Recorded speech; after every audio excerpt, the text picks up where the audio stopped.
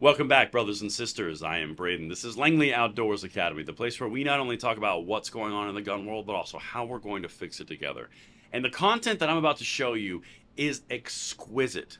If you're not familiar with who Amy Swearer is an advocate for the Second Amendment inside the Heritage Foundation. She's been before the Senate, before the House. We've covered a lot of her stuff. She's really one of the stars, in my opinion, behind the scenes, kind of poking her head out into the limelight for the Second Amendment. But she articulates what the Cargill case actually means, and she nails it. And it just happens to align with what we've been saying together for the last few months. This is something that comes together extremely nicely. Everything will be linked into the description box below if you want to read the entire article. And of course, make sure you hit that like button, subscribe to the channel, and turn the notification bell on, because we are spreading freedom twice daily. And we'd love to have you along for the ride, and thank you for that consideration. And this content is brought to you by Tacpack. I'm going to say a quick word about what they've got for you, and then we're going to hit this. And the sponsor today is Tacpack. Now, Tacpack is a subscription box service of stuff you'll actually use. It is professionally curated and geared, again, that you will actually use. Aimed at an audience specifically to an AR-15 enthusiast, this is something that you would get an absolute use out of. Plus, if you use the code Langley, you get a $65 additional EDC kit just by using that code in your June Tacpack. An example of something that came in one of my Tacpacks, boom, and that's just one item. Now, these are extremely useful products. They are high dollar value boxes, and they're easy to cancel whenever you need. You use Langley, the code Langley, for $65 for your own EDC kit to get thrown into June, and it's just in time for Father's Day. So make sure you check it out. There's a link in the description, and I can't wait for you to get one just like that. All right, beautiful people. Listen, as I said in the introduction, this is about an article that Amy Swearer wrote in reference to the Cargill opinion, okay? The most recent victory for the gun rights side, the one that we're consistently pushing our rights forward for the next generation because we're actually fighting. Yet, this is her actual tweet, and I recommend you follow her, and I recommend any video that we do where she's in front of Congress, you watch, because she is very articulate. Check this out. Even if you loathe the 2A, you should still love the Supreme Court's decision in Cargill, which is an interesting statement by itself.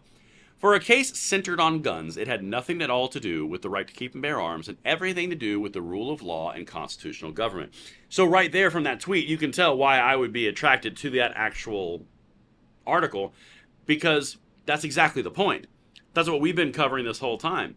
This entire case may have been started by a gun problem, but the entire implications were all ATF and executive overreach. She nails it. Check this out. Again, everything is linked if you want to read the entire thing.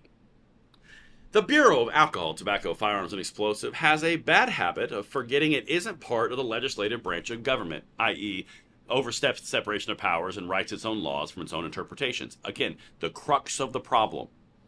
And trying to accomplish through unelected bureaucrats and administrative rules what gun control activists in Congress could not. Very true.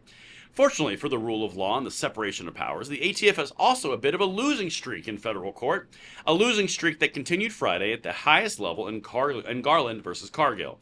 Again, she's repeating and kind of going down the same road that we've been talking about. It's not about being black-pilled and they're going to take our gun rights forever. No. It's about what we're going to do when they overstep out of bounds, i.e. this is what's happening. They stepped out of bounds, and instead of ruminating on the idea that they dare to infringe on our rights, we actually started fighting and doing something about it, bringing motion to a cause. That's the point. You can be really upset about something, but if you don't partner with action, you got nothing. Nothing's going to happen. You're just going to be cranky sitting right here. All right? Let's continue. In a 6-3 decision, the Supreme Court held that the ATF exceeded its statutory authority when it reclassified bump stocks as machine guns under federal law. Again, that's that statutory authority. That's the big point here. Although Cargill was centered around firearms, it didn't involve arguments over whether the Second Amendment protects a right to own bump stocks specifically or machine guns generally. Now, that's the entire point. This was about the ATF and their overreach. That's why they started going right back to Congress. Can we get this legislation after they got destroyed? We covered it in our video last night. But listen to what she says, because this is the part where it all culminates, and it's really well written. This doesn't mean that the fight to ban bump stocks is over, far from it. In fact, we're going to do a video later tonight where Schumer literally is calling for bump stock bans on the Senate floor in order to politicize it even further. We told you they were going to do it anyway. The Cargill decision will almost certainly result in a flurry of congressional efforts to change the federal definition of machine guns to include these devices. Efforts that might very well have been successful in 2017 had the ATF not jumped the gun with its sudden reinterpretation. And of course, any legislative action to classify bump stocks as machine guns will, with equal certainty, be met with legal challenges arguing that bump stocks or machine guns are arms protected by the Second Amendment. So even she's in alignment with my analysis.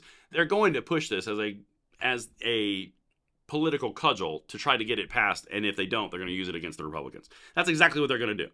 But there is a little bit of irony in here, and as she even stated, in 2017, they almost had them banned on a congressional level, but the ATF overstepped because they wanted to get the credit for it. Well, the credit is now coming home to roost. They just got ruled unconstitutional, and it's going to impact the pistol brace. It's going to impact the ghost gun regulation, who's engaged in the business and a dealer, and probably just forecasted what's going to happen in the Chevron case. Like, this is a really big deal. They stepped on a rake again. That's what she's saying. But she's right. There is going to be congressional pressure. But let's continue, because this one right here is the payoff.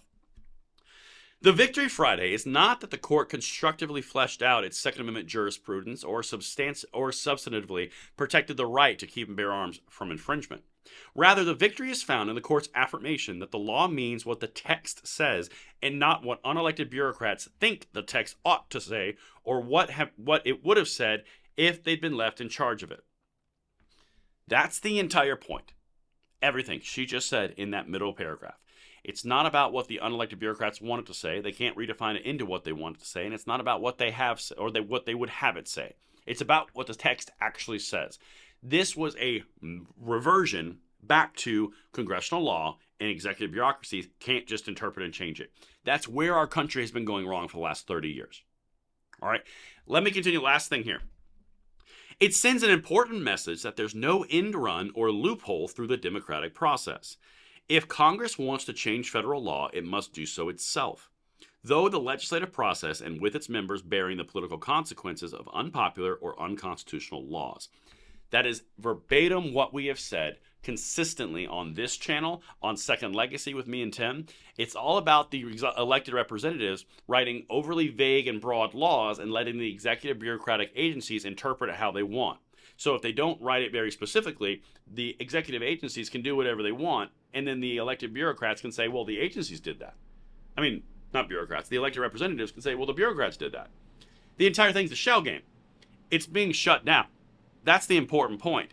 Everything that we are seeing is a reversion to the way that it should be. The left is losing their collective minds. The representatives are about to be in a position where they can't just hand things off to the bureaucracy anymore, and they'll be held accountable for their voting.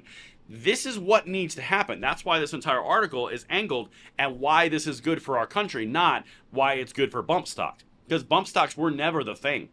It was all about the ATF, the executive bureaucratic overreach, the congressional representatives handing off their power and relegating all of it to the bureaucratic state in order to in order for self-preservation. That is the whole point. Amy's right over the target. Let me know what you guys think in the comments field if I landed this plane, and I will see you on the next one. There's so much to cover. I can't wait to see you again.